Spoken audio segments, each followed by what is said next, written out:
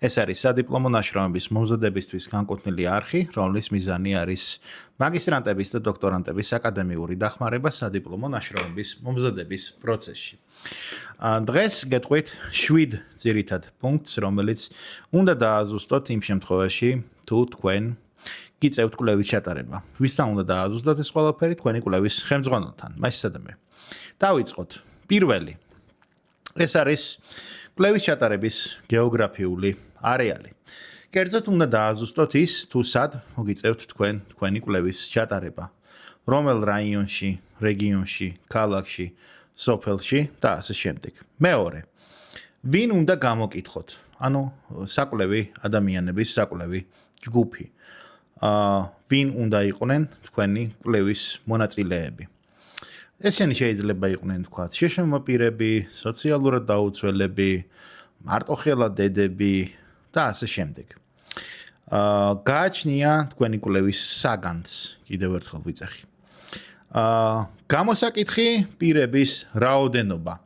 თუ თქვენ ატარებთ კვლევას გამოკითხვის მეთოდის გამოყენებით, ანუ ეს გულისხმობს რაოდენობრივ კვლევას, მაშინ კვლევის ხელმძღვანელთან უნდა დააზუსტოთ რა, რამდენი ადამიანის გამოკითხვაა საჭირო იმისთვის, რომ მიღწეული იქნეს კვლევის მიზანი და კვლევის ამოცანები. ასევე შემოწმდეს კვლევის ჰიპოთეზა. მესამე, უნდა მოახდინოთ კვლევის ჰიპოთეზის ფორმულირება და შეუთანხმოთ იგი თქვენი კვლევის ხელმძღვანელს. იმ შემთხვევაში, თუ თქვენ იყენებთ რაოდენობრივი კვლევის მეთოდს, რადგანაც რაოდენობრივი კვლევის მეთოდი არის ის მეთოდი, რომელ შემთხვევაშიც თქვენს სადიპლომო ნაშრომს უნდა კონდეს კვლევის ჰიპოთეზა. თუ იყენებთ კვლევის თვისებრივ მეთოდს, მაშინ კვლევას უნდა კონდეს კვლევის დაშვება. დაიმახსოვრეთ ეს.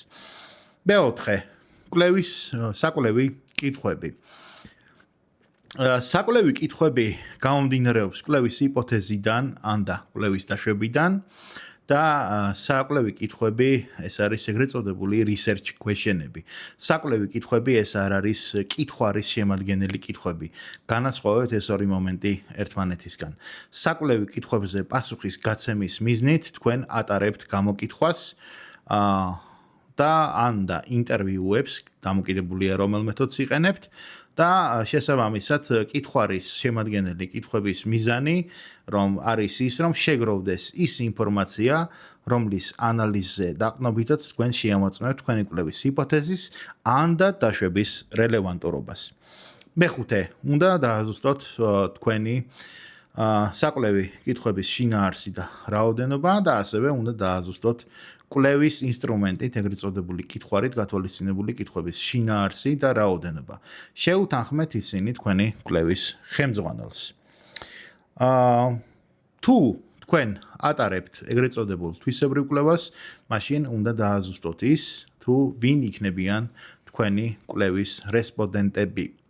აი ეს არის ის ძირითადი ფაქტორები, თუ მოდი ასე ვთქვათ, უფრო ზუსტი იქნება საკითხები, რომლის დაზუსტებაც თქვენ მოგიწევთ იმ შემთხვევაში, თუ ატარებთ კვლევას სადიპლომო ნაშრომის ფარგლებში.